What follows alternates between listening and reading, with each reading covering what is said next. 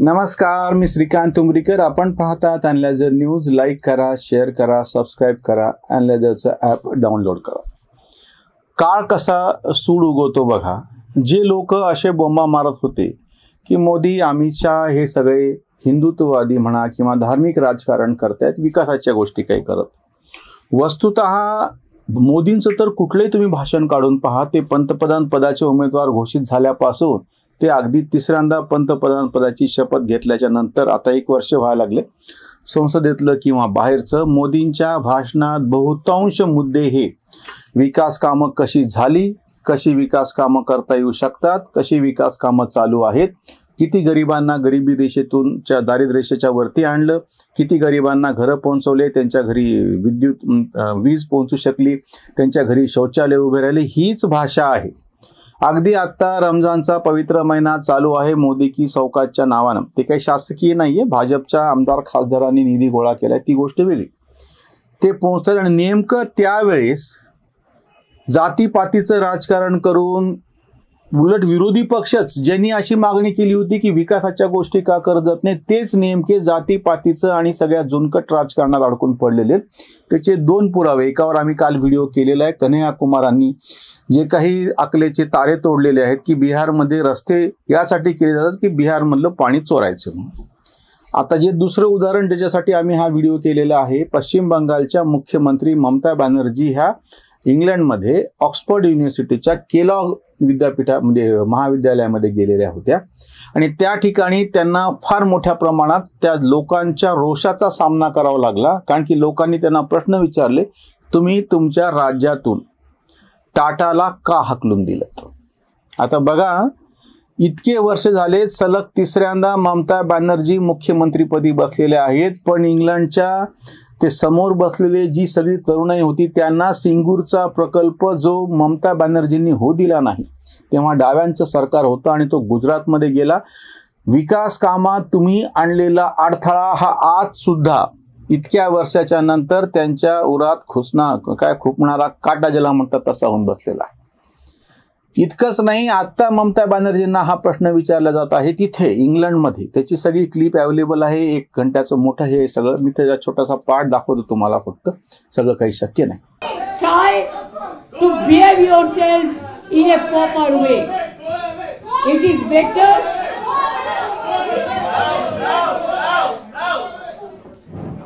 Let them stay, no problem, bhai.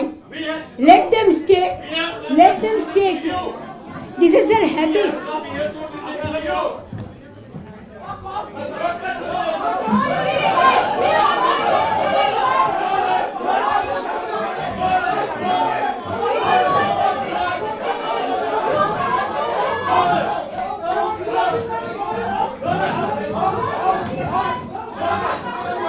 लक्षात घ्या, ममता बॅनर्जी तिथे गेल्या होत्या की आता निवडणुका पुढच्या वर्षी तिथे होऊ घातलेल्या आहेत. त्या सगळ्या पार्श्वभूमीवरती मोठ्या प्रमाणामध्ये आता आपल्याला लोकांचं जे समर्थन मिळवायचं आहे त्याच्यामध्ये विकासाचे प्रश्न महत्त्वाचे आहेत आणि तुम्ही विकासाच्या विरोधी आहात अशी प्रतिमा तयार झालेली ही त्यांना स्वतःलाच लक्षात येतं.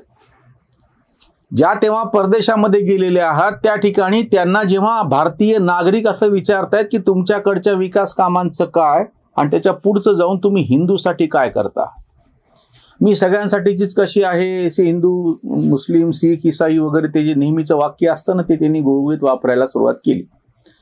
आता सगळ्यात मोठी अडचण अशी आहे की पश्चिम बंगाल, बिहार, उत्तर प्रदेश, मध्य प्रदेश, राजस्थान, त्याला तर बिमारू म्हणतात, पश्चिम बंगालला तर बिमारूच्या पलीकडची अवस्था होऊन गेलेली. डावे परवडले इतकी वाईट संपूर्ण कारकीर्द ममता बॅनर्जींची विकासाच्या बाबतीमध्ये राहिलेली आहे. विकास कामं झाली पाहिजेत, रस्ते, वीज, रेल्वे मोठ्या प्रमाणामध्ये असणं, औद्योगिकरण होणं, ह्या सगळ्या गोष्टी आवश्यक आहेत. किंवा त्या ठिकाणचा जो शेतमालाचा जो तयार होतो त्या शेतमालावरती प्रक्रिया होणे. बंगालला गोदावरी गंगा फार मोठी, म्हणजे तिचं पात्र सगळ्यात मोठं आहे.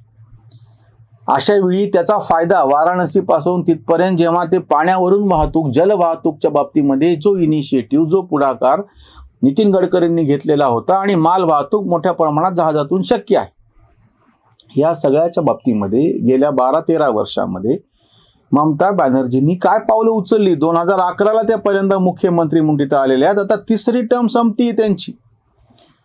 तुम्ही विकासाच्या बाबतीमध्ये काय केलं हे प्रश्न बरं हे कुठल्या राजकीय पक्षांना विचारले असते तर मी ह्याच्या पद्धतीचा व्हिडिओ केला नसता. त्यांचं काम आहे. भाजप तिथला प्रमुख विरोधी पक्ष आहे, त्या विरोधी पक्षाने त्यांच्यावरती टीकेची झोड उठवणं स्वाभाविक आहे.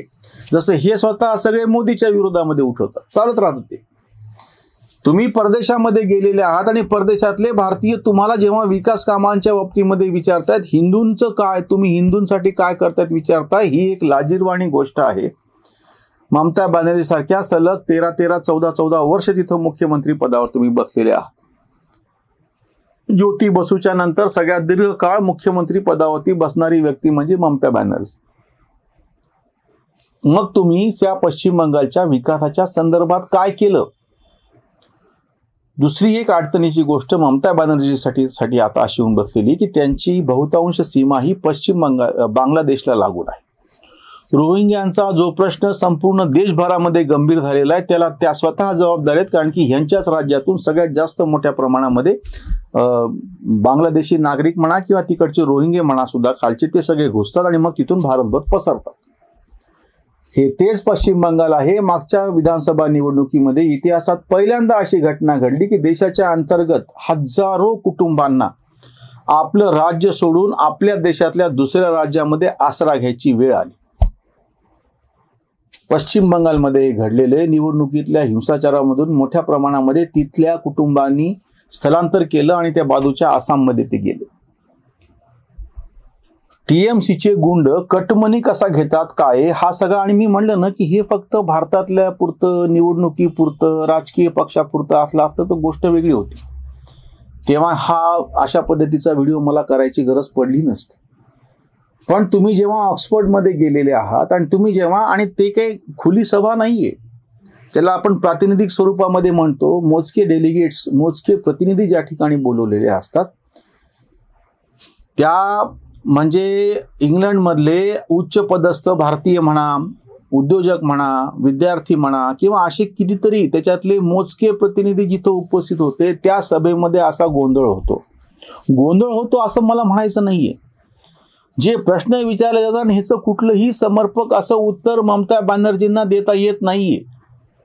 त्यांना गुळगुळीत बोलून कशी वेळ मारून न्यावी हे राजकीय सभांमधली भाषणं ठीक आहेत, त्यांना काही फरक पडत नाही, कदाचित तुम्हाला मतही मिळतील. आज जगभरामध्ये आम्ही हा वारंवार मुद्दा उपस्थित करायला लागलो की तो अगदी रशिया युक्रेनचा प्रश्न असो किंवा पाकिस्तानचे आता जे तुकडे होऊ घातलेले आहेत विकासाच्या प्रश्नावरती तो मुद्दा असो, प्रत्येक ठिकाणी तुम्ही जिथे जिथे विकासाला अडथळे आणणारे जे जे काही केलं त्या सगळ्यांना सर्वसामान्य लोक समोर उभं राहून प्रश्न विचारायला लागले.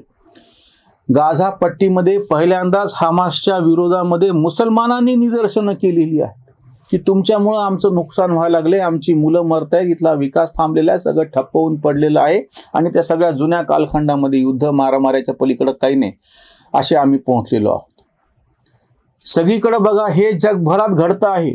प्रत्येक ठिकाणी जे जे लोक विकासाला अडथळा आहे त्या त्या लोकांवरती रोष सर्वसामान्य जनतेचा समोर येतो आहे.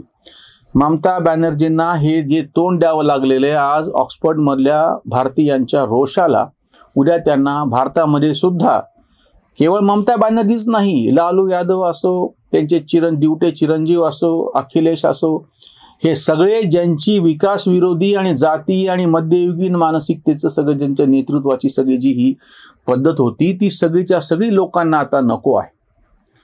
विकासाच्या बाजूने विकासाच्या दिशेने काही करणारं नेतृत्व असेल, पक्ष कुठलाही असो तो नंतरचा मुद्दा, तर लोकांना ते हवं आहे. जोपर्यंत हे विरोधी पक्ष नेते लक्षात घेणार नाही तोपर्यंत त्यांना लोकांची नाडी कळणार नाही. आणि जर असं राहिलं तर ममता बॅनर्जी सारख्यांचा पश्चिम बंगालमध्ये पुढच्या निवडणुकीत पराभव अटळ आहे. इथेच थांबूयात. धन्यवाद.